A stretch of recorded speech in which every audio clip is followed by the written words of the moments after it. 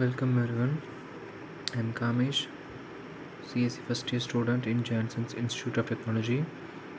Today I'm going to explain electron microscopes in nanofield research.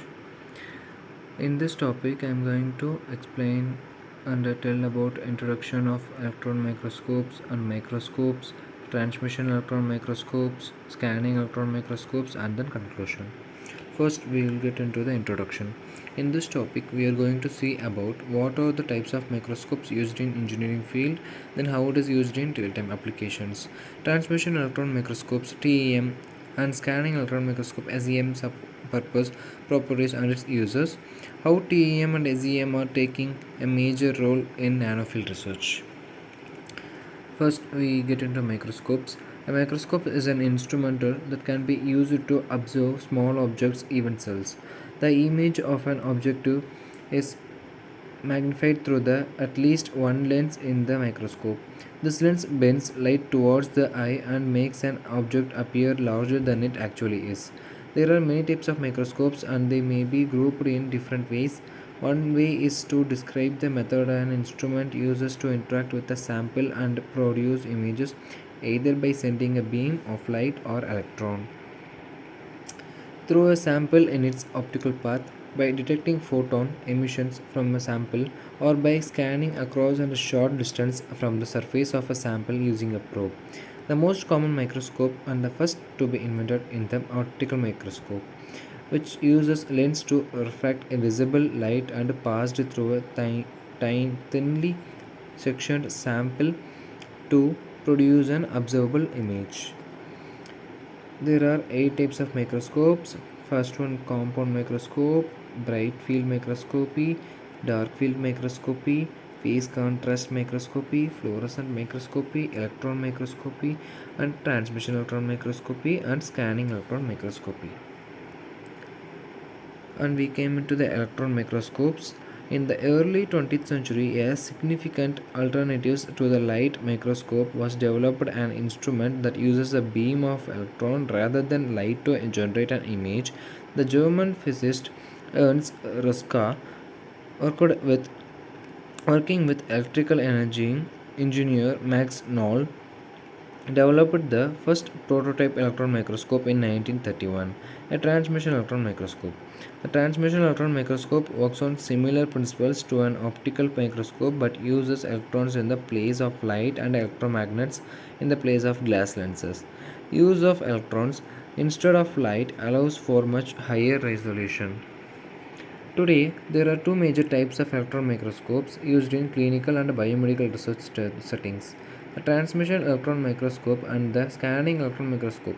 Sometimes the TEM and SEM are combined in one instrument, the scanning transmission electron microscope. Reflection electron microscope is also used in electron microscopy. Then we came into the main part, that is a transmission electron microscope.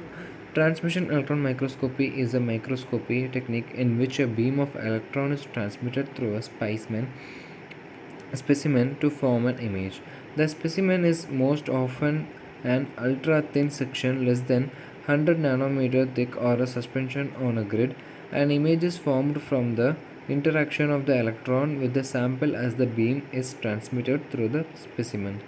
The image is then magnified and focused onto a imaging device such as a fluorescent screen, a layer of photographic film, or a sensor such as a scintillator attached to a charge coupled device.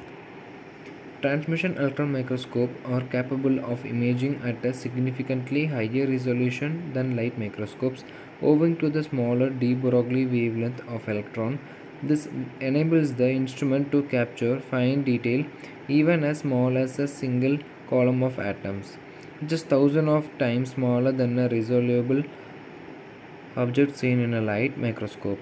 Transmission electron microscopy is a major analytical method in the physical, chemical, and biological sciences. Here we can see the image, the machine of a transmission electron microscope, which is captured in an image. And in nano field, a transmission electron microscope is ideal for a number of devices, fields such as life science, nanotechnology, medical, biological, and materials research. forensic analysis, gemology and metallurgy, as well as industry and education. Here we can see the pollen grains under SEM and ST and TAM. Scanning electron microscope is the left side, and the microscopic view of pollen grains in the right side is transmission electron microscope. Next, we are going to see scanning electron microscope. A scanning electron microscope is a type of electron microscope that produces image of some sample by scanning the surface with a focused beam of electrons. The electrons interact with atoms in the sample, producing various signals that contain information about the surface topography and composition of the sample. The electron beam is scanned in a raster scan pattern, and the position of the beam is combined with the intensity of the detected signals to produce an image.